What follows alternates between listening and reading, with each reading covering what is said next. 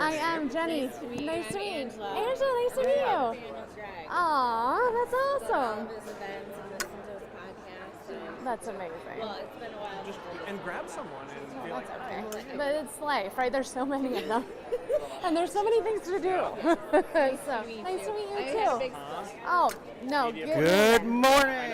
This is So I think I'm literally about to start. What can I do for you? I asked you to heard more. Yeah. Please Yeah. keep going. Good. We gotta get Thank you for saying that. Keep hurting. Good morning, everyone. If you are still not in the main area, please work your way over. Thank you very much. My name is Michael Roventine, and I am one of the co-directors of Social Media Breakfast. Really glad to have you here. We have a few announcements, and then we will dive right into our main event and podcast recording. We are going to start off with recognition of our sponsors.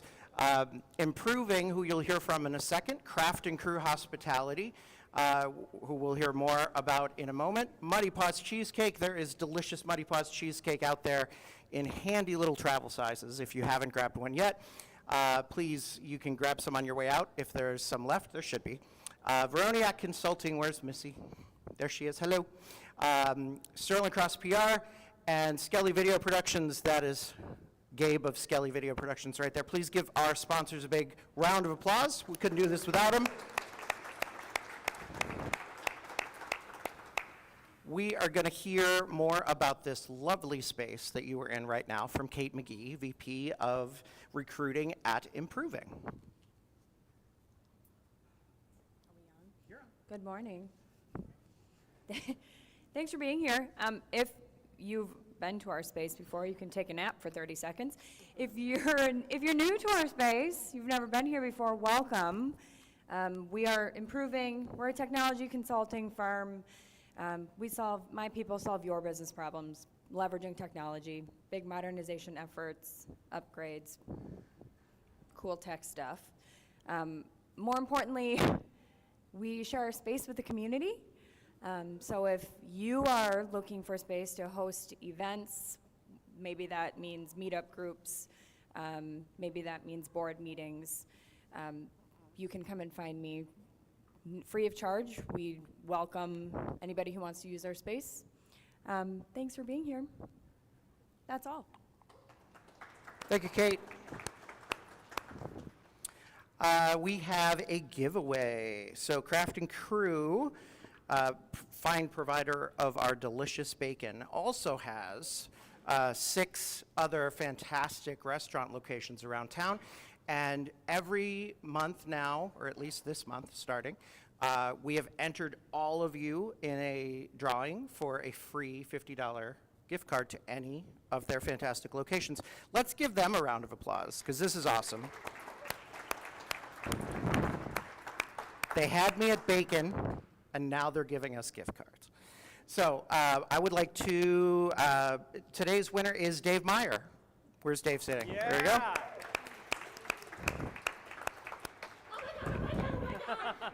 Congratulations.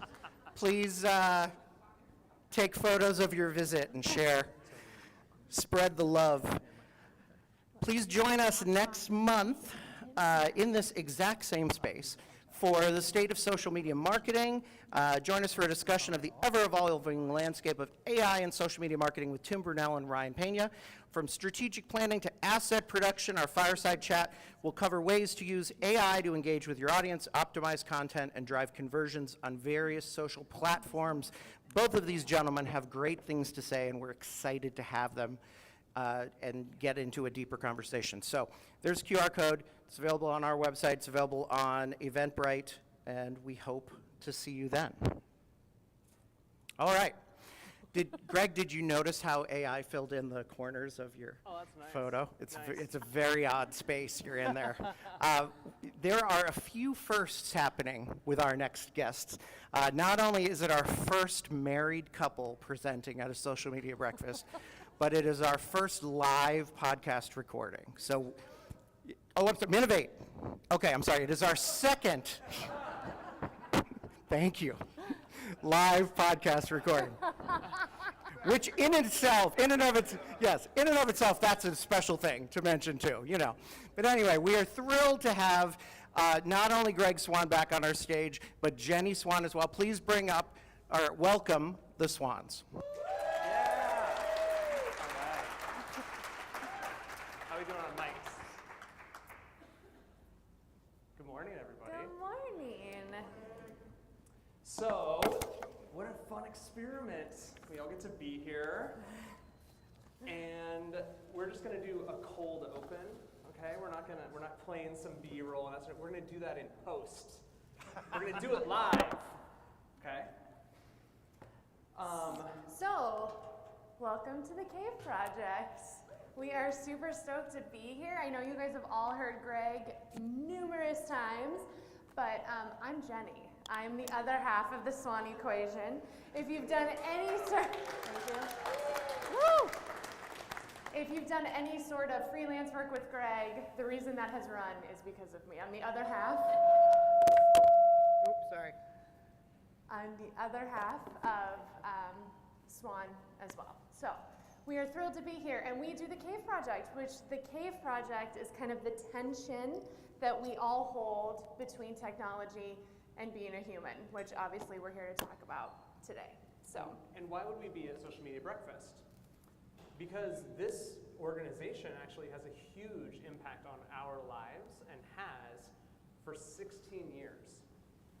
Because we're not from here. No, Where are we from? We're from Iowa. And, and we moved to Minnesota. 20 years ago. And you might have heard that it's really hard to make friends when you move here. And how hard is it to make friends when we move here? It's really hard, especially coming from small town Iowa, where you've known everyone and their grandparents and their grandparents and their grandparents, and there's a community and a connection. And we came here, and everyone has that here already, right? And so trying to find those people to create a new kind of community, it continues to be an adventure, especially, you know, Greg, you've had this community, right? But I have not, right? I was home with the kids for quite a little bit. I took a career break to raise some giant now children. But the way that I was able to kind of, and continue to make friends, keep them, is social media. As I've gone back to work, late stage capitalism, right? And raising children, moms, we don't have a lot of time to like go to coffees. Brunches look great. Also, we're exhausted, and we were at soccer games for the 48 hours before that, right? So literally some of my best friends and I, the way we connect is sharing memes on Instagram, right? That's how we're talking to each other. So we're sitting in our condo in downtown St. Paul. Yeah. We're having a really hard time breaking in. And Yep. there was this thing called social media. Yeah. And specifically Twitter was how I started connecting in to other like-minded people in this community. And you've probably all heard the story before, but there was a handful of us that had heard of Social Media Breakfast that Brian Person started. And we said, let's gather together for breakfast at Keys Cafe and eat breakfast and talk about social media. And anyone else here today that was there? And from there, I made fucking friends from social media. And actually made friends on social media a couple weeks ago. And even today, I've had people who introduce themselves and I'm like, oh, I know you, but we only talk in DMs and that sort of thing. And I think that that's there's tension there. And the reason that we're here and want to talk about this topic of a paradox, because how many of us have heard that social media is bad for us? How many of us have struggled with screen time and struggled with screen addiction or feeling bad or having negative things said about ourselves or let's reading just those like things? the thing, right? The headlines, like everyone's like social media is a cesspool, right? Like you just get fed that line over and over again. This is a bad place to hang out. The corporations have eaten it. It's not good for you, right? Keep your children away, like lock them in a closet. Do not let them access the socials, right? Like, let's be real about like the headlines we're getting. We're getting a lot of consistent, persistent information and studies, right? Like that this is a bad place. And also, you guys are taking pictures of us on your phones right now. Like we're all gonna go right back to it after we read the headlines. So there's tension there, right? Like what are we going to do? How are we going to manage this? Because as much as we hate social media, it's not going away. So that's some of what we've been exploring with this project. In our last season, we had episodes called "Your Kid Won't Be an Astronaut, Don't Fight Them About Being an Influencer." The case for screen time on the holidays, sorry grandma, I'm gonna look at my phone. Make your dumb house a smart house. We have every single gadget that you can imagine hooked into our small home server. Why are some social media marketers so anti-social media? We talked about how to cope with being extremely online, and the future is Generation Alpha. And last week, we've had a number of deaths in our family, which is not unique. We've all dealt with that. And just talked about what it's like navigating death in a digital world. If you're familiar with the idea of, or the allegory of the cave that Plato wrote, the idea of going into a place where there are people that have not been exposed to the outside world and try to explain it to them in a way, that is what we're exploring here today. And we pulled a little muse for our topic today from our friend Doug Hamlin, and I did get his permission to share, where he wrote, "I'm constantly reminded how much I hate social media, and yet here I am." And I think we've all felt this. Yeah, I think social media is a gathering place, and also, as anyone knows, when you open up something for a gathering place, you don't have a lot of control over who shows up there, right? And you don't have a lot of control over what people say when they show up there. And so we have this issue where we love these gathering places. We love to come and connect with our friends and show the memes and do the things, and also then people we don't want to hang out with show up, right? And so there's an issue with how do you navigate going back to this draw that we all have and still having to deal with, the bad side of the equation. So two things can be true at the same time. Yeah. And I personally am really building a relationship, a formative relationship with the younger people in my life. I have what I affectionately call my niece posse, and I primarily engage with them through Snapchat. They were not allowed on Snapchat, and I continued to get push notifications that would say, "Niece has joined Snapchat." And I would screenshot it and send it to mom, or to my sister-in-law. Yeah. And she would delete the account, and then there would be a week, and then there would be another push notification. Different kid this time. Different kid. For record. And over time now, they've been allowed on Snapchat with mom checking in, I assume, I hope, and we can talk about that. But it has enabled me as a long-distance uncle to form a relationship with these kiddos through a medium and a mechanism that they love and that they crave. And we're having really interesting back and forth conversations in a way that I never had with my aunt and uncle. So I come from a larger family. There's 4 of us kids, and then we've all had children, so we're just a large group. And Uncle Greg is now breaking news to my parents about what's happening with the kids, right? So my mom is dumbfounded when this happens, right? She's like, they live catty-cornered from me. How is this happening, right? But you're speaking the language that these kids speak, and you have access to them in a way that, analog, you just don't have, right? And it's important, as we talk about kids and social media, right? It's important to build these relationships and connections in a way that speaks to them and also gives them an insight that social media isn't a cesspool, because as much as we hear that, the kids hear it too, right? And so there is a real for them, they're like, well, why is this so fun and good, and why am I having such a good time? And granted, that's not always the case, right? But then, everyone's like, this is horrid, right? And so there's that moment too. So they're paying attention to us. Yeah. And they feel that paradox, they feel that tension that we're wrestling. And in fact, Doug, and we'll continue to pick on him, I hired Doug off Twitter and we got in CNN for that. And so that idea of like, social media has greatly benefited many of us from a career perspective, from a relationship perspective, and also there's that other side, that other piece.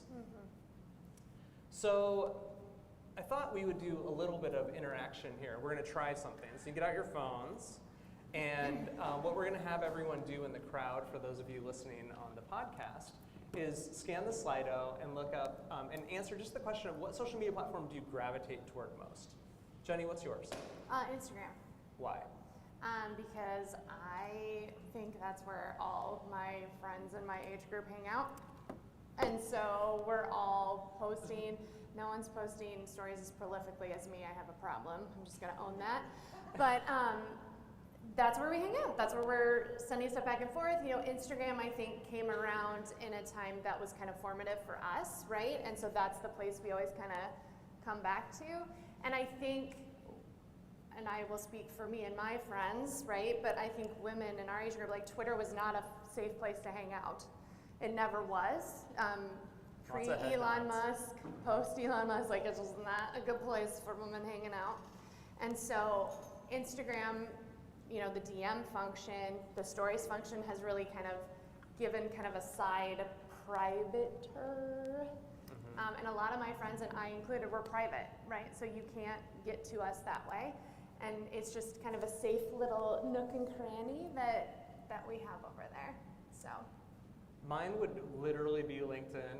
I know that makes me a big nerd. Anyone else? LinkedIn? Okay. And LinkedIn turned 22 years old this month. Oh, we got some applause! Yeah, it is Grandpa social media, and what formed as a place that you would share resumes, and it would really be, you're only opening it if you're on the hunt for a job, or if you walk by a coworker and they're on LinkedIn, you're like, uh-oh. Increasingly, I'm finding some really valuable connection, and I think part of that is the rigidity, and what you mentioned of not feeling safe as a female human on Twitter. You don't experience those sorts of tension or some of that because you're not sharing as much personal things there. There is maybe not as much personal vitriol on the back end because it is using your real name and it is literally your livelihood on the back end. We would, in theory, would be incentivized not to be an asshole. So let's look at the results. So, shocker. Instagram is the biggest one. I got my finger on the pulse. Yeah, Greg. and then what's the second biggest one? TikTok. TikTok. So TikTok, I don't know if you guys know, but that's owned by China and we should ban it.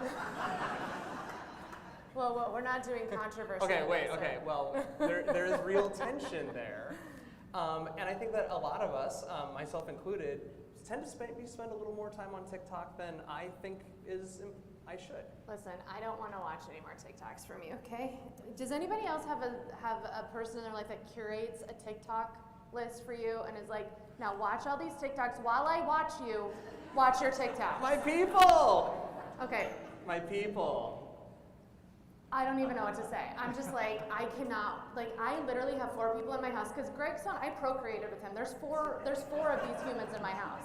And they're all just like, look at my stuff, look at my video, look. I'm like, I cannot look at another video. Please do not show mama another video. But like, also, that is a huge creative outlet, right? So we talk about TikTok and all of the blah, blah, right? But like, and part of what we talked to about someone we interviewed this week was just like how much of a creative outlet social media becomes for a place and a platform to put your ideas and your thoughts and your, aesthetic, right? Not just from a business perspective, but also just from a human perspective, right? At the upfronts this week, which is where all the media companies come and they talk about what are the new shows going to be this year, so that then they can sell advertisements on the back end. The number 1 network was Disney, and the number 2 was YouTube. We're not talking about ABC, NBC up at the top anymore, right? We're talking about streaming. And the other part about TikTok is that it's entertainment. Yeah. And that for how many of us watch TikToks while watching something else? All right? That's bonkers, because TikTok you have the audio on, and so our brains are literally bifurcating, and also we're pretty good at that now. And in fact, you could say we maybe crave some of those inputs. And again, that can maybe not feel good, and also that is what's happening. And so, go ahead. No, I was just gonna say, so as we talk about, like, we can talk about multi-screening and like kind of like the advent of multiple social networks at the same time, which is a thing I think that is happening, right? Yeah. But also, like, Facebook isn't Marco Polo. Marco Polo is a huge thing in our life, right? And it's a connection point in a way that you can do social media, but also have a minute, right? Because you're sending videos back and forth, so you get a video, and then you can respond, which for a sensitive person like me is important. So Marco Polo is also sometimes called Snapchat for boomers. And I'm like, this is great, you guys. You should get it. So you're recording a video, and then it is sent, and then the person watches the short form video, and then they respond with their own short form video that is then sent, that you watch on your own time. And so when you're talking about you have a little more control over that, that's that idea of I can engage with that content when I'm ready, and and also there's a lot of intimacy in seeing someone talk at you in a short form video versus a DM or a text message. That has added a lot of value, especially with us, with some of our closest friends. Yeah. That some of them whom are here right now, that we literally talk to every single day, and we all have friends that we text with every day, or I hope many of us do. But to have a video back and forth relationship with your friends every single day increases your intimacy at a level that our parents and our grandparents never had.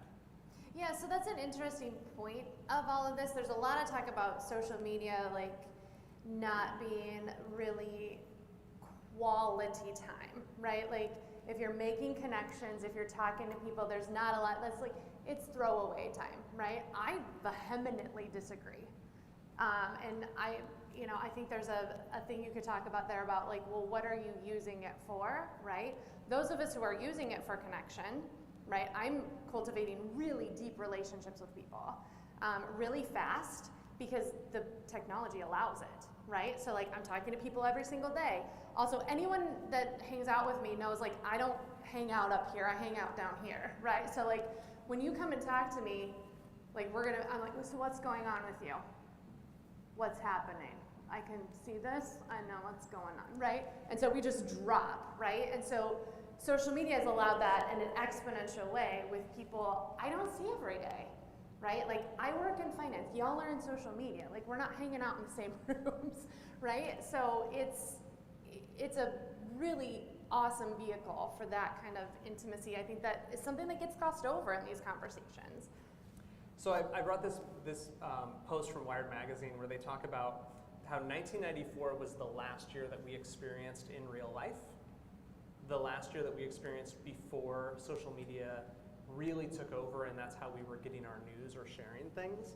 And so it says, if you were alive in 1994, you may remember how you heard about Kurt Cobain's death, where you watched Pulp Fiction, Brandy wanted to be down, TLC, go chasing waterfalls, right? We're gonna sing today. Okay, awesome.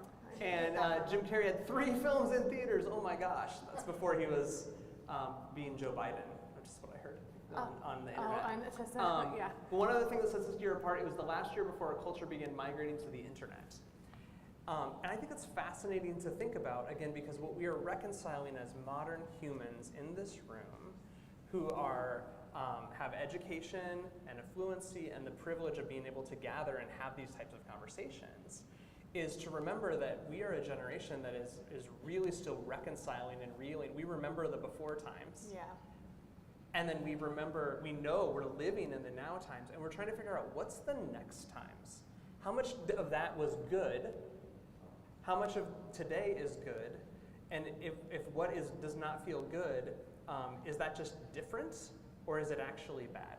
Right, so perception is reality, right? Like, that's kind of the place you hang out in social media too, right? You have Success Theater, you have all these things where you put something up, is that actually what's going on? In 1994, I was a freshman in high school. I'm gonna age myself, right? Okay, so I was a freshman in high school in 94. My dad was very much technologically, like, pulling things into our house all the time. But still, when I went to college my first year, like, that was the first time I had my own computer. So like, this doesn't resonate with me. Like, I don't think it was 94, right? Like, I was watching the Kurt Cobain news on CNN with everyone else, right? Like, I didn't have, you know, there's this like moment in this discussion where we just jump, right? And we're like, well, 94 was the last year. No, it wasn't. Like, tech adoption, we had a huge tech adoption happen in 2020 with the pandemic, right? But before that, tech adoption doesn't move that fast, right? And so maybe this is factually accurate. I don't know. I don't think it is for a lot of Americans. I think a lot of us moved a lot slower towards that adoption. I remember like having to get an Ethernet cord when I moved into my dorm, and all of us going, what the hell's an Ethernet cord, right? Like, that's how far back we were then. And I remember plugging that Ethernet cord into my dorm and discovering I could download every album ever made. Your computer was literally set up just to download music. Like, because you were in my dorm room, like, using all my ish. I remember this. I'm just like, can you get another computer or something? I have to do school. I wonder Stop what the it. law says, like how long until I can like be free of any risk of being arrested for that. That's a conversation for another day, and it makes me really uncomfortable, just so you know. But like, the realities of this discussion are that everyone adopts this technology in their life in their own way. Everyone uses it for different purposes. A lot of people don't hang out on social media all the time, right? You and I do, just because we love it so much, right? And you and I have a point of view that is different from a lot of, you know, point of views that get put out there, that like, if it's all bad, then you don't use it. Like, we try to really make lemonade in the places that we hang out. And I think it's important for those of us that do spend a lot of time in social media to remember about, we call them normals, normal people, and what their relationship is like. So when you say perception is reality, there was Facebook was up there. A huge amount of baby boomers and their parents are still incredibly high Facebook users. And that is a primary way that they're getting their news. And as someone who worked on the launch of Facebook News, which died earlier this year, I think that there's a lot of consternation and probably proven studies around how people get their news and how it is shaped, and how then they take action against that based on what they're hearing and what they're seeing in their life. So when we say perception is reality, Facebook and what they're seeing on their feeds is reality. And part of that, those of us in social media, those of us in this room, have responsibility to think about education and civics and ethics. And when you see, and we literally had a family member this week do the copy pasta thing to say Facebook may not use AI to scan my feed and use it Well, in and blah, it's blah, so blah. cute because now they're like, look, I know this probably doesn't work, But just but in I'm case. just gonna post it anyway, right? And it's just like, And- so it's creeping in, right? Like, the knowledge is getting there, but there's still like this distrust, right? That they're trying to like work out in real posts. And that what does that cost you to cut and paste that? Maybe that's true, maybe it's not. I don't know. I'm not an expert. I'm a normal person just trying to use Facebook, not having these people steal my data. Well, meanwhile, everywhere I bring my phone is tracked. I go buy gas and I type my phone number in and it syncs with my MasterCard data, and they know everything I've ever bought at Costco and Walmart and Holiday Well, gas and all of station. and then all of that's based on what permissions you allow in your This is apps and true. how you allow your data to be like, so. But let's say I'm a normal person and I've done those things. And then I get an ad and I'm like, my phone's listening to me. But meanwhile, I've Listen, been leaking my I do data. that and I know better. you do. I'm like, literally like, why? I just told you I don't want to buy this. Why is it in my feed? And it's a thing that So we you're, all say. you're distrustful of those platforms. And also there was this little thing called Cambridge Analytica that showed us we should be distrustful of these platforms. I see lots of head nods. The social platforms are incentivized to suck up as much of our data as possible so that they know as much about as possible so that we can do what? They can do what? Sell stuff to us. Sell ads. And how many of us pay our mortgages by running ads on social media? Yeah. There's some fucking tension there. And as much as like I will be in a all-day brainstorm or in like product session for Red Baron Pizza, and I'll come home and you've cooked a tombstone for the kids, or we're literally working on a Chevy project, and so then I bought a Chevy car. Greg Swan's all in. I want to be all in. You're all in. But there's tension there too, because like, well, what if you don't like Red Baron Pizza? Sorry if any Schwann's people are here. For the record, Yeah. I don't. Yeah, we made a salad, I promise. So perception is reality, and when you think about how you are showing up and how you can quickly see a post, quickly see that content, and then know it's fake, increasingly that is harder and harder, and we'll talk about AI in a second, but that is not true for normal people. Well, and I think there's another aspect of this that we don't talk about in perception is reality, which is kind of like the keeping up with the Joneses effect, right? Or the comparison effect, which is a huge thing, we talk about in parenting circles all the time. But, if I see my friend, we were just talking about this, getting engaged in front of the Eiffel Tower, right? Like, there could be potentially a reaction, right? Where you're like, well, I didn't get engaged in front of the Eiffel Tower. That sucks for me. I guess my engagement story is not great. It was right? in Des Moines, Iowa. It It's was, French. Listen, you. No, it is not. But honestly, like, we had this discussion because I was like, oh my gosh, this is so great. And like, do you see his face turns red? Like, he gets very defensive. He's like, and this is like a And thing. somehow I'm getting retargeted with ads about traveling to Paris, but I didn't.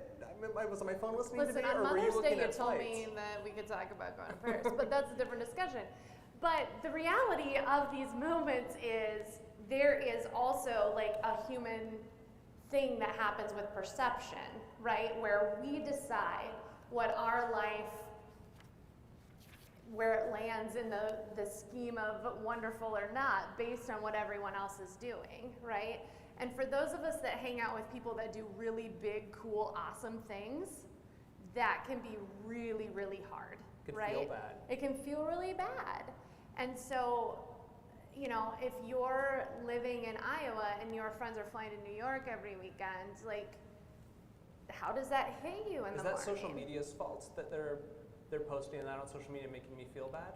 I think this discussion is more nuanced than what you're trying to do right now, right? But, so let's break it down a little bit, Okay. right? So is it the platform's fault? No, obviously not. But the platform has created a portion of society now where we have this kind of thing happening for people. And so is it the platform's responsibility? It's the platform's responsibility to understand what the product does when it goes to market. And if you have a mental health crisis arising from some of the things that are happening on your platform, I would argue you have a social responsibility at that point to get in front of some of this stuff, to put, I think Twitter tried to do this, like, pre-Elon Musk, right? Where they were like, they had boards, they were bringing in diversity. We just watched the whole Black Twitter documentary on Highly Hulu. recommended. It's fantastic, like, you should watch it. But listen, corporate America is corporate America. I'm not saying they did a great job. I'm just saying these are the things that they were doing. You have to. There is a social, moral ethical responsibility, I believe, as a normal. I don't hang out in the spaces you do, but I'm a normal, as a mom with friends and kids, and I'm a woman, and there's an ethical responsibility to get in front of like what's happening there.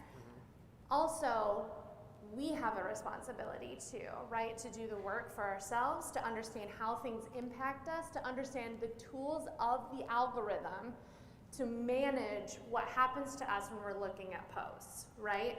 So for me, for example, and you've heard me talk about this if you listen to the podcast, I am a algorithm librarian, so to speak. So my algorithm is curated all the time. If I'm angry, that person's out of my feed. Like, I don't have any patience, I don't have any tolerance, and sometimes, you guys, I just shut the whole damn thing off. And my friends know, like, all of a sudden, Jenny Stoll's not on social media, and then people start reaching out to me, and they're like, what's going on with you? Where That's because are you didn't do a performative post telling everyone you're leaving social Which media. I also have an issue with that. Like, you're like, oh, I didn't put a performative post. It's like, this is a community where we're hanging out. If you disappear that's a problem actually. Like, why are we making fun of people for using social media? I don't understand. Touche. Right? Like, if your friend, like, just go with me here. So your friend network is not in your purview. They don't see you every day. Your friends are in New York, LA, London, wherever. All of a sudden you drop off the face of the earth. They're going to be worried about you. Right, and how do they reach you? You're not on You social changed my media. mind. No, I didn't, but it's fine. The point being, like, the perception, even that, that is like a thing we're talking about here, Yeah. where like there are social rules to social media. That's one of them. That was an unwritten rule. That's an unwritten rule, and like we make fun of those people all the time, and it creates this environment where everyone's an asshole. It's fair. Like, why are you being an asshole to that guy? He's going through something. He's stepping off social media. Like, fuck you. So- Like, what the hell do you know? So meanwhile, on my feeds, because I followed every client I've ever worked on and all of their competitors, and like my algorithm is a mess. And I just accepted friendship from everyone when we started. And so I love Facebook birthdays because it reminds me that people exist and then I unfollow them. Happy birthday. And on the flip side, if I remember that you exist and we're actually friends, it reminds me it's your birthday. And if I really am friends with you, Facebook reminds me, and then I'm going to text you, and or I'm going to send you a Marco Polo, or I'm going to call you. Or drum solo for your birthday. Yeah, the Bitmojis, I have a disagreement with where they're at. And I think that we brought this one. Did you guys see this story where a mom accidentally evited every single contact in her phone, 487 You people? guys, I love this story. Think about the way you label people in your phone. Like, think about, like, some people name their husbands like really weird shit in their phone, right? And so now you're sending an evite with that title on the top. So it's not even just that you're like inviting people you don't know, actually. You're sending your like weird contact information to people. I love it so much. I know. I It's think so I have ridiculous. like 5 people named Chris in my phone with no last names, and I just like wing it. I'm just like, is this the right person? But imagine that you put like Chris with the weird nose, and then it sends them an evite that says that. Really funny.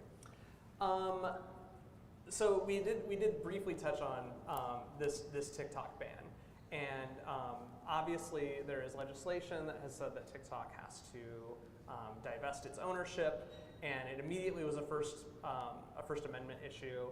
For those of us who are tracking it really closely for clients, like we knew that there would be lawsuits and like it's not really going away anytime soon.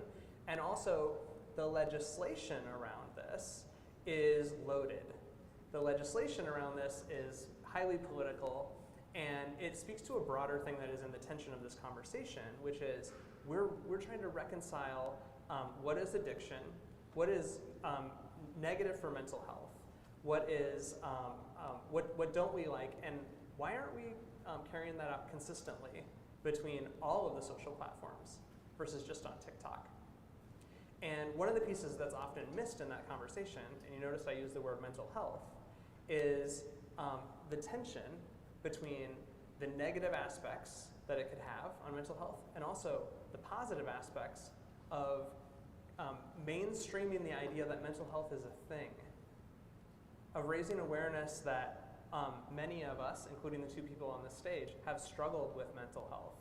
And by creating ways to normalize that and to have content, and Jenny Swan's Instagram stories, which are full of memes that help you see a picture of that, is pretty amazing. And we had a couple of young people at our house that were pretty concerned the first time TikTok was going to be banned around how they would connect with their friends and where they would get information about specific things related to who they are, where this is a primary source for them. Yeah, I think there's just sort of like my background with psychology is my undergrad's in psych. I tried to go to grad school, wasn't my thing. So I've historically hung out kind of in the psych spaces, but I'm not a licensed therapist. I don't have a degree. So like, don't ask me, licensed therapist questions. But the reality of this is there is a gap in the medical field around mental health. There's a gap in services. There's a gap in availability of services. If one of us tried to go get a therapist or a psychiatrist right now, you would be waiting 3 to 6 months. If you're in crisis, you sit in the emergency room and you wait and you wait and you wait until there's a bed.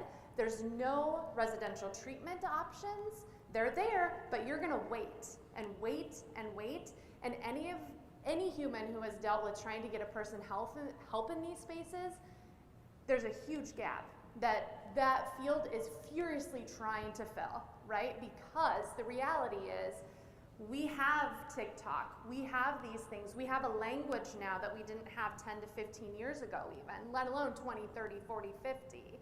And so there's a lot of pushback right now in therapy TikTok, right? And about, weaponizing this therapy language, which is an important conversation. But on the other side of that, you have people recognizing what's going on with them in a way that has never happened before. And there is misdiagnosis every day. Also, you walk into a psychiatrist's office and you get misdiagnosed. This is not an exact science, but if you have a place where people can go and get information and try to start peeling back this understanding, like maybe social media isn't a cesspool anymore, because we all understand what happens for other people, what happens for us, how we interact with content, how things impact and affect us. Maybe Aunt Karen isn't gonna blow up your, brother Larry for posting something if they understand, listen, it's okay that we have differences, right? And there's a lot of learning and unpacking and becoming whole humans that happens on the mental health therapy side of TikTok. Like, I will argue that all day long. And But I think that the self-diagnosis of ADHD right now is, so everyone's nodding, is a real thing, and also I think we're learning a lot again about neurodiversity, and like maybe even questioning of like, is there a typical brain? And there's also something pretty rich and ironic about hanging out on a platform like TikTok, which feeds you to get stimulus over and over and over and keep your brain going, while consuming memes about ADHD, which is my favorite place to be. And I'll just tell you personally, like, seeing all those memes, seeing all that conversation about the autism spectrum and about ADHD and neurodiversity, like, actually led me to go get a neuropsych eval. Like, I got curious around, like, I wanted to go to a professional and actually get some information to complement what I was seeing on social media. And that has helped me. How long did it take you to get that neuropsych evaluation? It took about 6 months. Right. And then she never got around to sending it because I think she has ADHD. Because she has ADHD. So lots of love. No, but the reality is normalization, right? If we are leveling the playing field and saying, hey, you have ADHD, you don't have ADHD. Like, if we're able to say there is a spectrum of life that happens, right? And that we can work better with our coworkers, we can talk to our moms better, right? Like, there's basic macro, micro levels of this, right? And it's really important, actually. So I'm going to put this up, and for those just listening in, this is a slide that says, how does social media impact your daily life today? And you can see my anonymous test here. But I think it's interesting because social media is a direct impact of our life each day, and I can't wait to see what you guys say. Yeah, I think we're at the point where we're talking a lot about removal of things, which I think is important, right? Like, but I also think social media is always going to be a part of how society moves forward, right? So like, how do we integrate that in a way that's, I love lighten up dull moments, exactly, ADHD, woo! Keep me connected to people, access, humor, connection, brain drain, perfect procrastination, depends on the day, Creative motivation, outlet. Pays my bills. Offers human connection, yes. Love this, I don't want to miss them. I know, this is stupid, and we can't read all I of them, know. it's too fast. I blame Slido. Helping feel seen is real. Oh my gosh, that one is, I love that sentiment So too. that idea that social media or digital, so for me, like my first, I would say, connection to social media was on dial-up bulletin board communities. Anyone go back that far? Okay, good.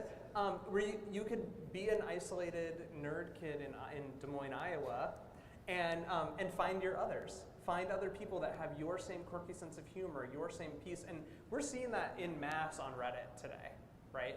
And again, were there negatives there? Yes. But that ability to feel seen and connected, that again is how I got connected with Social Media Breakfast. And this community in this room and so many of you, or have kept that connection, is because of that part. Well, and for me, I think social media kind of came about at a time where we had just moved from Iowa.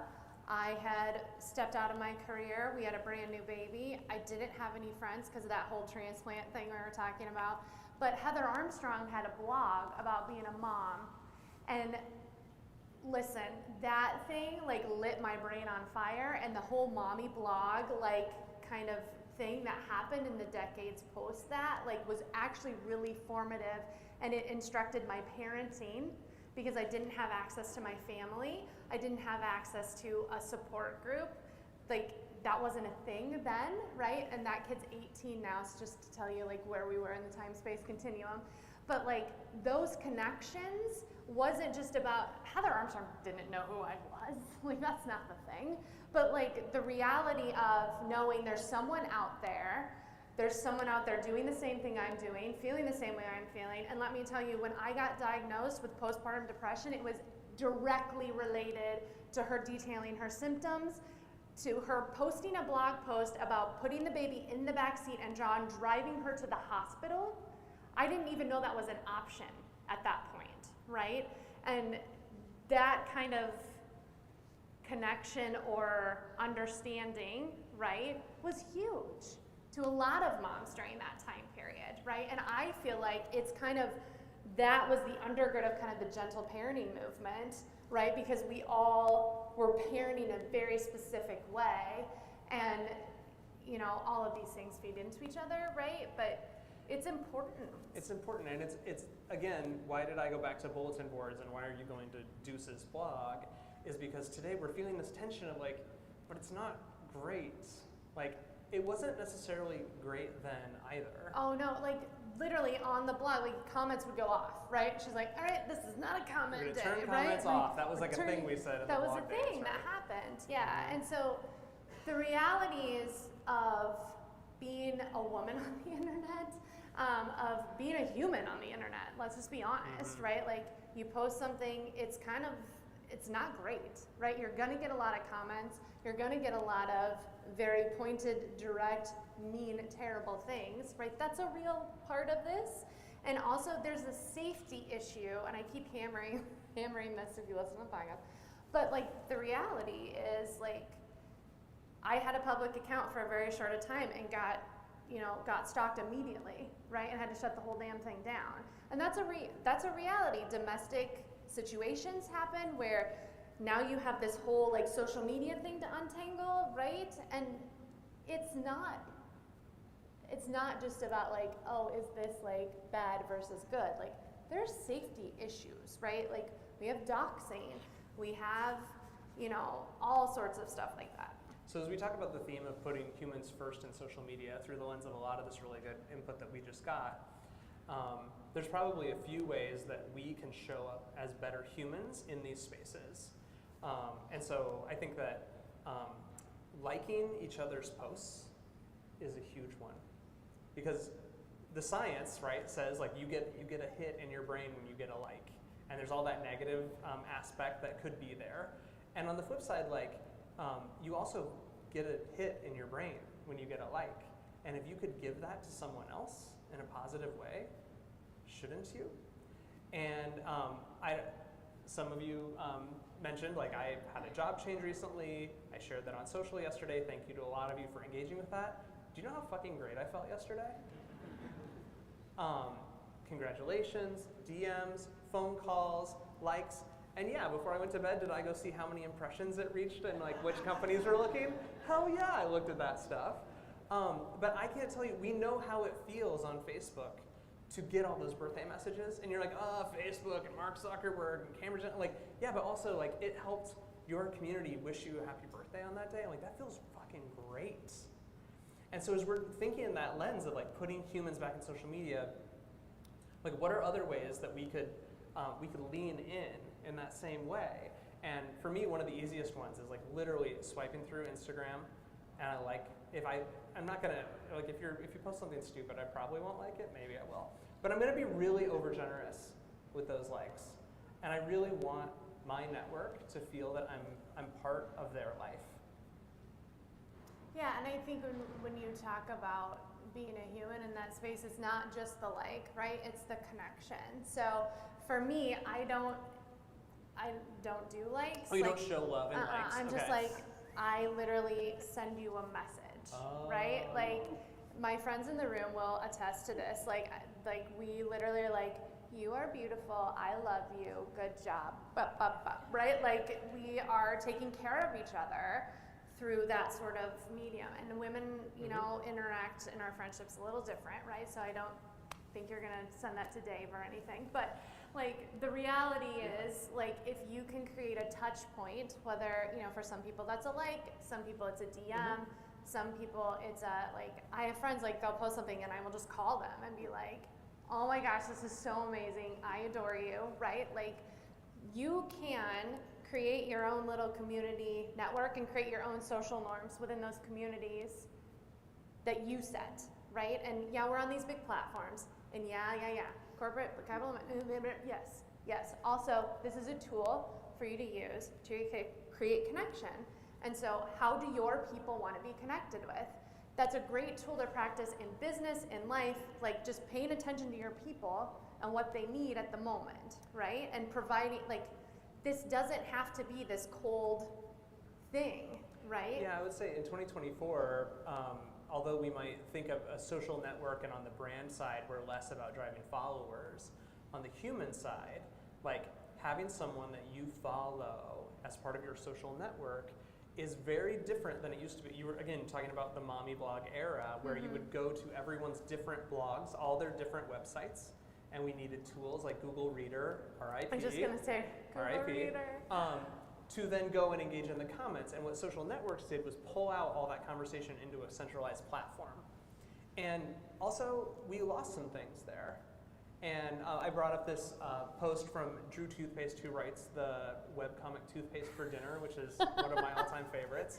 What? And he's been getting lots of shit for continuing to post on Twitter. He's been trying to make Blue Sky a thing single-handedly. I think he's the one.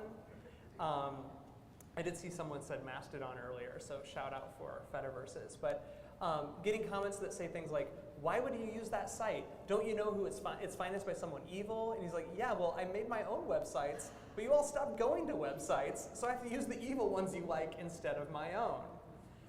And how many clients do you sit with and you're like, social media is a necessary evil, right? Like, it's a real thing, right? And I think that, you know, as we talk about AI, so speaking of evil, look at your face. This is not what we're doing here, fine. sir. Like, it's not evil.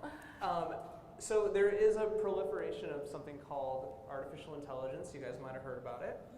And this week there was some very big news that happened with both OpenAI launching an AI assistant that will run on your phone that can see and hear and mirror your mannerisms back to you. Google then launched their version with Gemini and Astra. And also, I got mailed my human AI pin that I've been wearing this entire time, which is a small little device right here that is listening, and it can see, and it can do real-time translation, and it can take photos. So I just took your photo. Perfect. And so these assistants, and this is coming into social media. It's coming into social interactions. Yeah, I mean, the New York Times had an article this week called "My AI Buddy," right? And there's a huge movement, idea, kind of space that's starting to evolve where this is going to hit at the loneliness epidemic that everyone's talking about, right? And so I don't know if anybody watched the second season of Westworld, but like, this is a thing that, like, it was a real-time illustration where at the beginning of that, he was a vet at that time, right? And he had an AI assistant who he didn't know wasn't real, right? But was really his talking to him and providing comfort. And when I saw that originally, I was like, oh my gosh, right? Like this is the next wave of what this is gonna look like, and it's happening, right? And we've had people be like, oh, I do it, like interact with this thing that ChatGPT just put out, and they're like, oh, I get it. Like I see, you were literally in the chair last night, like talking to this thing, and I was like, you guys should go try it. Like it's intense. So like just like, as someone who like really wants connection and always is looking for it, like it is amazing how fast talking to that little robot, like I'm the person who, I don't allow my kids to speak harshly to Alexa, like that's kind of where I hang out. I'm like, you will talk to Alexa nicely, do not use that tone. When the robots take over the world, you're gonna be in trouble if you don't talk nicely, right? So like, but it's just amazing how fast as humans, our brains are wired for connection, and how in whatever form you put it in front of yourself, like how we adapt immediately to that. So the book Spiritual Machines by Ray Kurzweil, that came out in 1999, talked about how we will have a relationship with technology that will transcend robot and human. And it fundamentally changed my approach to this technology, in part because, and if you guys know kind of my ethos and what I'm excited about, it's the sense that like you can't necessarily change it. Like if we could vote in this room and change all of this, all these things we talked about, and set how we want, I'm not even sure we would, but we can't. And no one fucking asked us. So as this change is coming, leaning into that and being like, okay, well, what can we learn about this? What are the boundaries that we're gonna set, that I'm gonna set, that you can set? And then how do we as a collective help enforce those? And then also what are the things that we're like, actually, let me think of that a different way, because if it's coming either way, there's a lot more traction of not dragging your foot and trying to slow things down, to run ahead and steer it and help guide where it's going. And so if I can, in real time, translate what I'm saying to Spanish,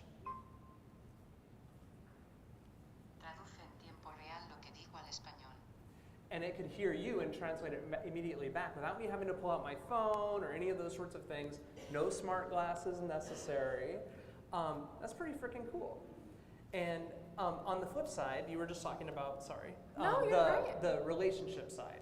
So in Japan, there are a lot of people in there who are older that are lonely. And they have actually invented these robots called Paro, P-A-R-O, that is a furry little seal that purrs and it listens and you can pet it, and it's a companion robot, which is really interesting. And some of that AI technology we saw at CES this year is not that different than last night. And actually, and I know we have friends here too that also have had very long car rides where they just talk to ChatGPT.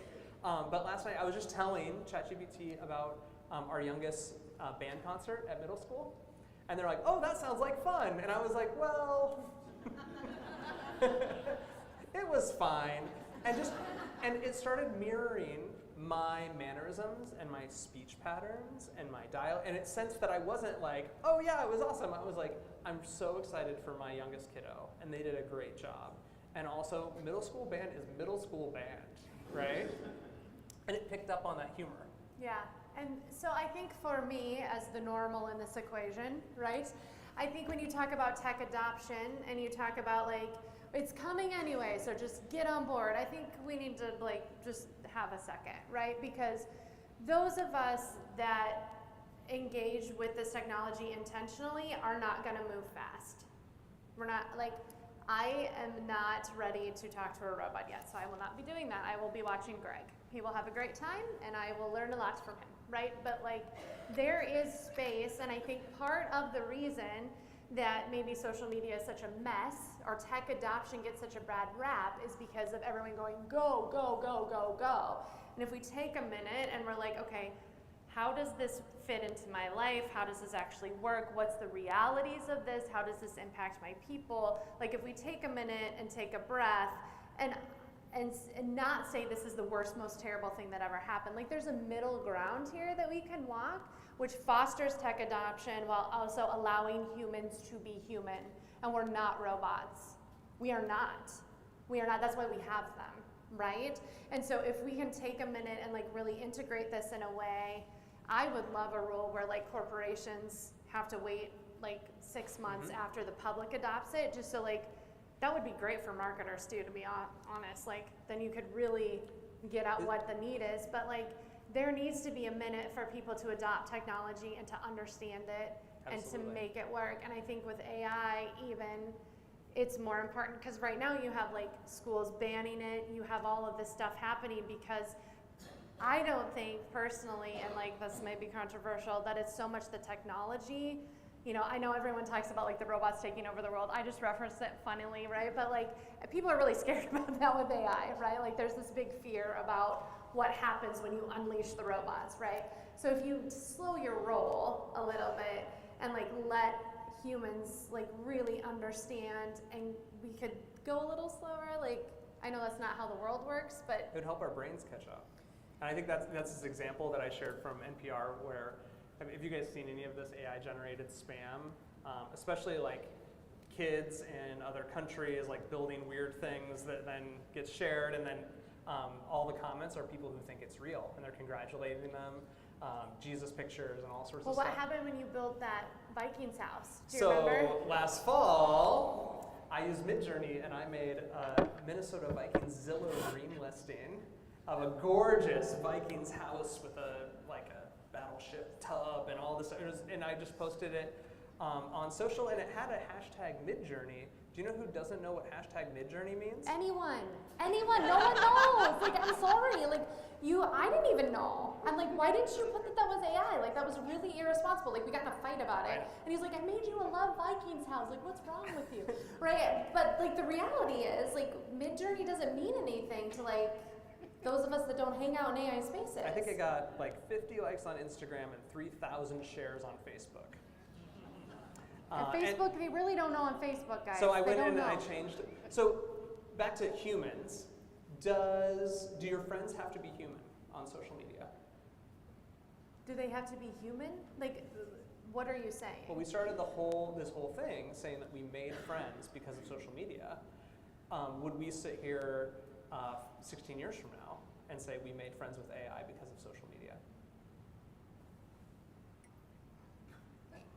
I don't know what to say. We didn't talk about that question. We didn't talk, no, you're changing the whole damn thing. Shocking.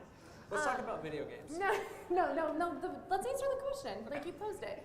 So there is a possibility that our friend groups will diverge a little bit, right? And there will be not just your friends, but you will have an AI piece of your life that happens. I'm not buying that your robot connections will be greater than your human connections. Maybe that's because I'm so bullish on human connection, but I think it's additive for sure, but not like now we just have robot friends. Well, right? so for the record, I'm pro-human, and That's debatable. I want real life friends, and I welcome the facilitation of technology to meet more of you and to have a better relationship with you. And I am open to having a relationship with AI in the same way that I think I have a relationship with like my MacBook. And I think it'll be different. And I think that all of us are struggling a little bit to understand because this has come so fast. Right. And the Meta specifically just dropped their generative AI tool into the search bar of WhatsApp, Instagram, and Facebook. You guys have seen this. You like just go to search for someone's name, and you're like, I hate it. You're like, why is this making me an image right now? I hate it. And they didn't do any education, level setting, context sharing, and also that has also led a lot of people to have a really bad my first AI experience because they don't know how it works. And so then they're like, well, this isn't smart. It's just like the first time you ever used Alexa or Siri, and you like ask it something and it can't do exactly what you think because you didn't understand the taxonomy of how to ask. And you're like, well, it's stupid. It's like our kids are very mad at Alexa because she isn't AI now, right? And so they're asking Alexa things, and we keep going, it's not ChatGPT, guys, it's Alexa, like, you know? And so, like, you have that side of it, too. So what's interesting from a friend's perspective is, as we think about the next generation coming up, Everyone's a gamer, and whether, like, almost everyone in the US is a gamer, whether you think of that as like wearing a headset on Xbox with your friends or playing Candy Crush on your phone in the waiting room. But a huge amount of people are making friends via video games right now. And we are living this in our house where we have kiddos who, their very best friends in the world, live in the metaverse. They live in Roblox, Minecraft, in a Discord server. They're playing Fortnite together. They literally have a group chat open on Discord the entire day. They're from Vancouver, London. Have you ever had to tell your kids not to swear at you and be like, I know what that British swear word means and do not say it in this house, right? Like, the accents are flying. And these are kids, and we talk about this a lot. We've brought this up before, but like, we have a kiddo who's incredibly extroverted and loves people and loves to talk. I don't know where he got that. And even before the pandemic, was hanging out with these kids every single day, all day, online. And that is a human connection. Not all day, just. Okay, fine. But has never met these kids ever. And so when the lockdown happened, and a lot of us rediscovered the meaning and the power of social media because we needed it, it was our only access to people, this kiddo just kept on running. And I would say that for a 15-year-old kid, there's a level of intimacy and connection between that kid and their friends that I never had at 15. They know things about each other and about their lives in a way that is so deep that is only fostered through that technology. Yeah, and I think there's a real conversation for parents around gaming as an institution too, right? Like we had Gamergate, we have a lot of like absolutely very big things that have started to happen around the gaming space for these kids that they're constantly hanging out. And we also have gamification that came from all of these kids playing these games all the time. I grew up with a brother who gamed pretty constantly, right? So like this kind of world was not foreign to me, so to speak. But the reality of how these games are getting played in 2024 is a very different connective experience. You know, a lot of us growing up, like with kind of Columbine and those kind of things that happened, we were given a very negative view of media by video games, right? A lot of us had rules about what kind of games our kids could play and those sorts of things. And there's been a lot of research around how kids develop, how this is helpful to their, you know, growth and development, how these kids actually do in real life job situations, right? Which is amazing, right? And also there is a balance, right? And we literally have to kick our children out and be like, go play in the grass, please touch a tree, thank you very much, right? But the reality is this paradigm is shifting from a solitary screen-to-face scenario where a kid is by themselves for hours at a time to we're putting on headsets, we're living in the metaverse. It's social. It's very social, and it is very much, listen, I love sports. Anyone who knows me knows I'm a sports kid. This is another vein of sports because they're having to work together, they're having to solve problems together, they're having to do very complex things, you know, roadblocks. That's why we all let our kids play Roblox, right? Like, there is a lot here that is positive. And we're not telling anyone how to raise their own kids, and we have made a lot of mistakes ourselves because there's no right way, especially as this technology is changing so fast. And gaming is the new social media. And for those of us who have a career in marketing, we have to be thinking ahead about how Generation Alpha and young Gen Z is redefining how they interact with as humans in these spaces. And what they're not doing is signing up for a social network where they scroll through content and leave a like or a comment. They are in immersive worlds hanging out with a presence version of their friend. And we're not necessarily talking about VR headsets, we're talking about like on your computer, on a television, in an immersive world, which means A, brands have to start thinking of how to tell stories in worlds. B, the only way that can actually happen is through generative AI because there's so much coding and world building that has to happen. And then C, we have an entirely new cohort who is coming up where the idea of like great-grandpa and grandma having friends over for bridge and to have a bottle of wine seems quaint and boring AF. Is that good or bad? Isn't honestly, I don't believe that's for us to say. It is. Change is. And so leaning into things like this, and again, everyone needs to set their own rules. Oh my God, like we had kids on Roblox get in some really bad shit, and we like got in there and like, you know, took care of it, right? Like we took a break from Roblox. There are traps there, just like there are traps in other places, and especially with little people, we have a responsibility to take care of them. And also, we believe, I will talk for myself, doing a no or a locking down screen time or like this is bad is not ultimately going to help be successful for these kiddos when they're growing up in a society where that is their world. We just were saying how like I have huge amounts of friends that I only see in social media, including a bunch of people here today. And like to say like, no, I cannot do that, that feels bad. And so how about instead like, let me teach you, let me reach you where you are and help you learn where those traps are. Well, you're under our house, like make mistakes. Here's a safe place to make mistakes, and we're gonna help you as you get through it. So I brought this, this is a new book that is coming out, and I'm not necessarily endorsing it, but I loved this quote where the author, I'll butcher it, I'm not gonna say his name. The book is called How to Raise a Healthy Gamer. He was, quote unquote, addicted to video games. His parents sent him to an ashram to decompress. And he came out and then was like, yeah, but I still, for my neurodiversity and how I connect with people, like I still need games. I just need to find what's the right balance for me. It wasn't a no. And so what he said is that we need to work to build a life that satisfies your neuroscience, satisfies your brain, and satisfies your physiological needs. And that's going to be different for each of us in the room, and for all the little people in our lives, and also the older people in our lives too. Yeah. I just think this is so fascinating as we get further and further down the road here. There's so much neuroscience that's starting to come out. There's a book that we're in the process of reading and trying to interview the author where it's talking about what actually happens to your brain in these situations, because we have heard so many studies about the mental health aspect of this, and it's time to study what actually happens, right? Like what is actually happening? These phones aren't going away.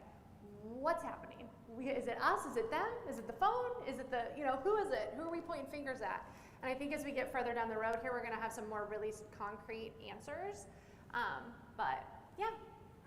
So we're gonna talk, we're gonna tell you a little bit about a couple episodes we have coming up, and then we're gonna open it up for questions and conversation in our last 15 here. So we're so excited to tell you about the next two episodes that we have coming up. And this afternoon, we are interviewing Anne-Marie Thomas, who you may know as the founder of the Play Learning Lab at St. Thomas. She worked with the band OK Go to take their Rube Goldberg amazing videos and turn them into curriculum. She's currently consulting with Lego, and she has been on board the Ocean X boat, teaching about science and the ocean, and then how to convert that using digital and social tools into schools. Really, really fun. And then is Matt Keck. Yeah, so you guys might know Matt Keck as the I'm a snake. I'm a snake. I'm a snake I'm guy. a snake. Right, okay, so that was like way long ago. If you don't know him, you might know him, since we're in social media land, as the voice of Wendy's, right? So he was the snarky guy that would burn people. That would burn people for Wendy's. So obviously I'm a normal. I didn't know anything about this guy. Greg's like, we're interviewing him. I'm like, all right. And then like we got into conversation with this guy. He puts on the hat, obviously, so that's funny. But like, you have we talked a lot about what it's actually like for an influencer on the internet. And so he puts on, I literally right before this, I said, how do you feel about yourself when you get up and look at yourself in the mirror in the morning, right? Like we had a really in-depth conversation about that, so it's really awesome. fun. So to make to be famous and build a career on burning people on social media, and then really talking about how do you feel. But it's not him, they don't know it's him. So it's an interesting, it's fun. Anyway, fascinating conversation. Yeah. Oh, that one didn't load. See if we can load it. Oh, well, we might have to do old-fashioned questions if it's not gonna load. Okay. So we do have a roving mic, and also I would just, questions are fine. Also, I think perspectives and point of views are normally frowned upon when it's question time, but this is a conversation. And so again, just acknowledging that you all have your own views and how you are reconciling with this tension. Like if you have something that you would like to share, something that we didn't bring up, would love to hear it. And just with the acknowledgement that like, there is no right, there is what is right for you. Up first, Phil Wilson. Hi, gang. A couple of things. I think that it's important to make a distinction here of making friends, not making friends with social media, you're making friends through social media. Absolutely. So I think that changes though when you talk about, Greg, you sitting in the chair talking to AI. I'm a little concerned about that. That scares me just a little bit. Phil, you always come around to But Greg. so Greg is kind of like Greg, now that Greg is carrying a piece of AI on his shirt, he's now a carrier. He's just ingratiating himself with the robots. So We are all cyborgs. if you're going to be friends with Greg, you have a better chance of surviving the apocalypse. But anyway, I found it interesting. I think the thing that I think about a lot is what social media has done to the C's. And when I say the C's, I don't mean ABC, I mean intimacy, transparency, legitimacy, literacy, Yeah. that I think is very generational. Yeah. We talk about what is the definition of privacy to the current generation as opposed to my generation. There is a completely different definition. A generation of today has no problem sharing a lot of things. That's why they don't care about TikTok being owned by China. It's like the logic, and it's good logic. It's like we talk about Facebook stealing our data all the time. Does it really matter if it's going to China too? So I think that's the sort of thing that always has to come into play here.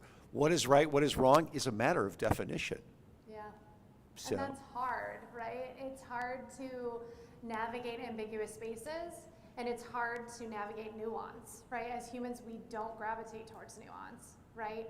And so I think I've learned so much by watching, like you said, my kids have a very different definition of what privacy is and how they interact with that term, right? And so I think a lot of it is like generationally acknowledging the pitfalls and also encouraging the exploration, right? But Our 18-year-old has lived through a world where they were born and we registered them a Facebook account so they could we could post photos of them to their grandparents.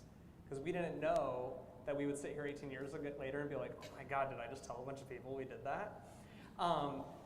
Through to the point of just like, please don't photograph me. Please don't wear your AI pin around me. And we now have a better sense of the protections that we need to give people. Like imagine just like living through that as just a very short life, like the amount of change is really drastic. Do you think that there's a big change in, as we talk about that definition, how does AI change the definition of literacy? Mm-hmm. Are you becoming more literate by using ChatGPT to craft a presentation, a paper, that sort of thing? Are you actually becoming more literate, or are you becoming less literate? So we're talking about spell check. yeah, do it. My grandma told me once that using spell check is a sin. Drew, that Literally. you should know how to spell words, okay, literacy. And now, and I agree, I love a good spelling bee. Maybe we could do that at a future social media breakfast. But I think that all of us now have spell check baked into all of our technology. It's baked into Word and Google Suite. It's baked into iMessages and whatever Android people use. So when we are texting back and forth and I don't know how to spell the word refrigerator and if it has a D or not, and you maybe don't either, but we're both communicating about a refrigerator and it's correcting it, do I care that you use spell check or not? And that, to me, is the tension of do I care or not? And so I use ChatGPT all day long. It's on the home screen of my phone. I'm also not cut and pasting and using that information directly ever for a client and external facing things where I would introduce risk, but I am cutting and pasting from that and editing, and heavy editing using my human brain into internal deliverables and outlines and internal presentations. And so there's that aspect of like, would grandma think that's a sin? And then the flip side of, do our kids just think that this is just baked into everything now and it's just how I do things? I had a question about the social media ethics. I've been to a lot of social media panels where they talk about how one key tactic or strategy is to create a sense of FOMO, or fear of missing out, which to me seems pretty socially irresponsible. If that's in order to try to drive likes, etc. Do you have any tips on, do you have any input on that as a strategy, ways to use that, better frame it, etc.? I think as a human interacting with that kind of content, we did a podcast where I talked about filters that you have to put on before you get on the internet to kind of like give yourself a paradigm for interacting with copious amounts of information and a lot of aesthetically beautiful things, right? Because as humans, we react to those things, right? So I have kind of like a thing that I do when I look at stuff. First, is this real? That's the first thing, right? Who bought this thing? Who makes money off this post? Is it sponsored, right? And I have this whole like kind of paradigm that I put things up against, right? And so that is a thing I think we all need to learn as a skill, right? Is like not just looking and absorbing immediately, right? But from like a marketing perspective, I also feel really strongly that just is gross, right? I'm just like, listen, I have enough shit going on in my life. I don't need to feel bad about my lack of Eiffel Tower engagement, okay?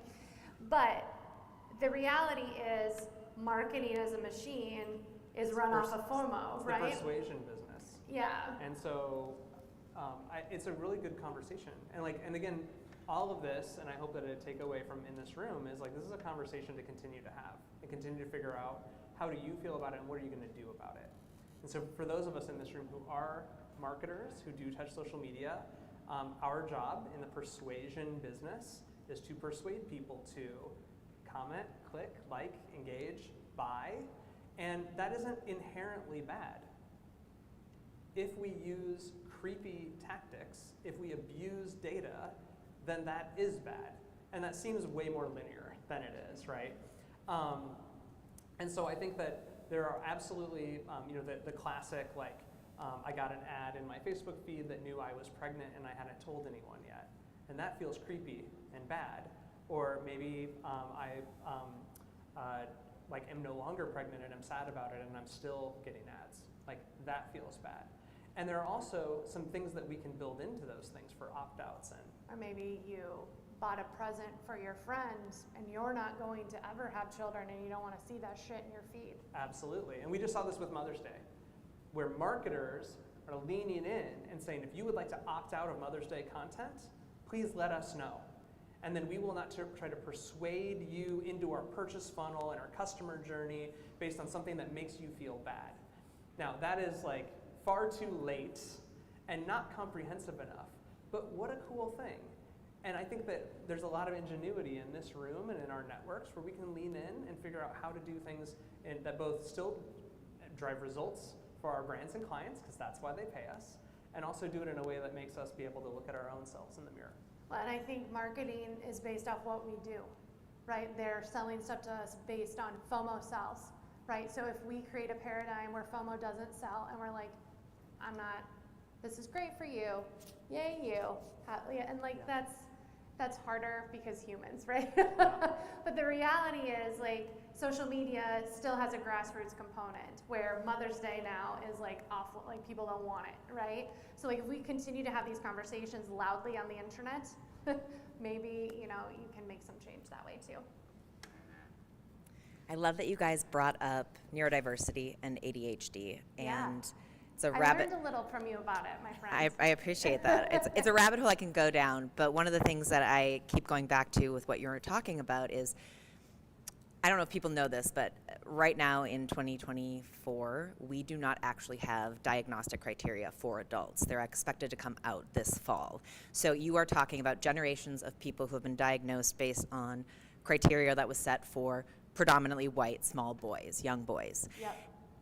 What is very interesting is you hear very often how phones and social media are making things worse for people. Yeah. And what I always go back to is I was diagnosed right before I turned 35.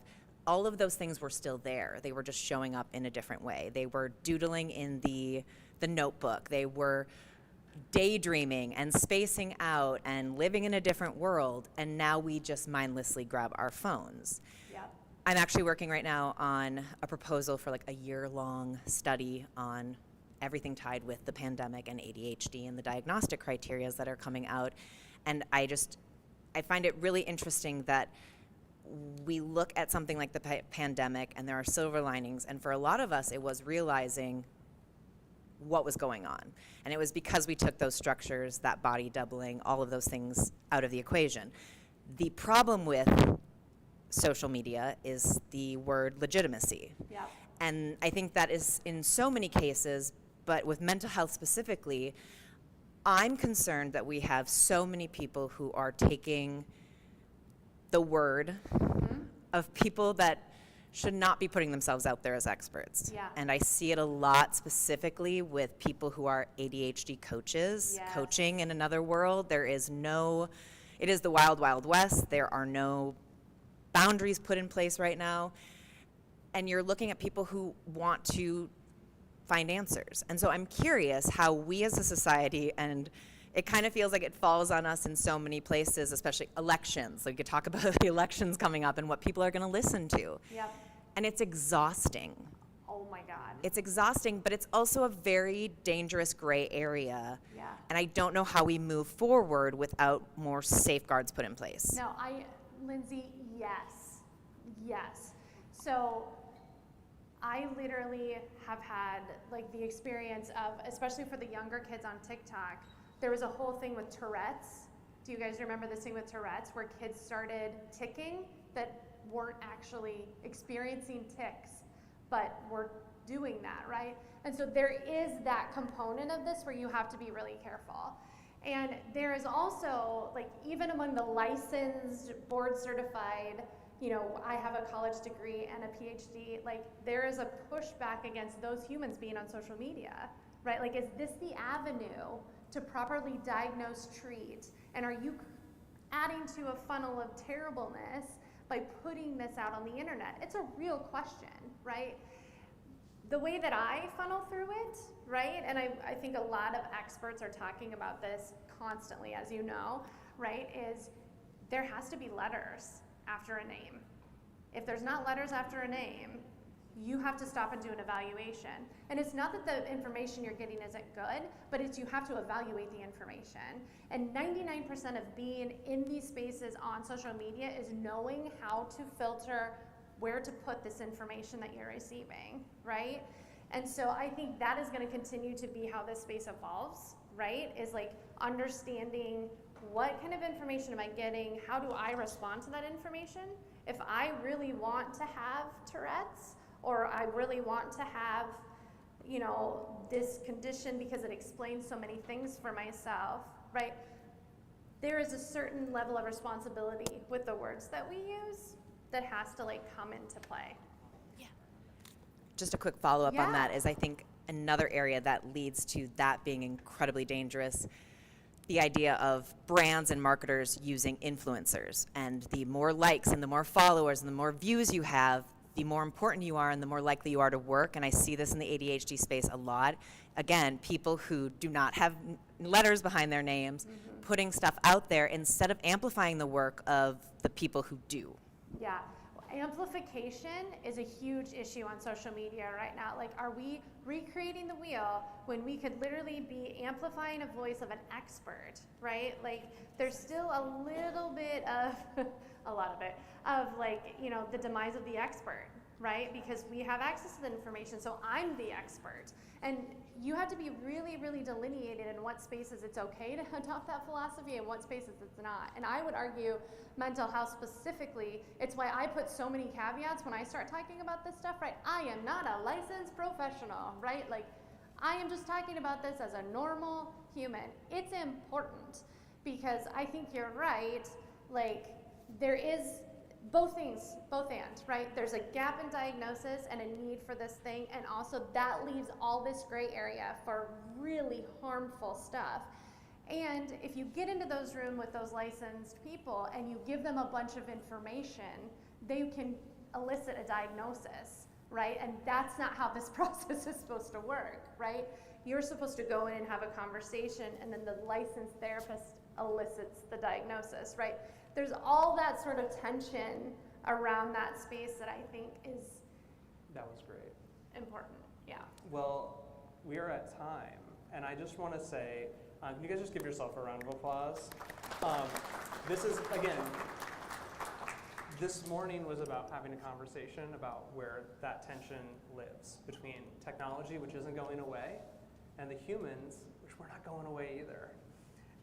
So thank you for coming. If you want to follow along with what we're up to, there's a big QR code right here. It's at bit.ly/The Cave Project, and we'll see you on the internet.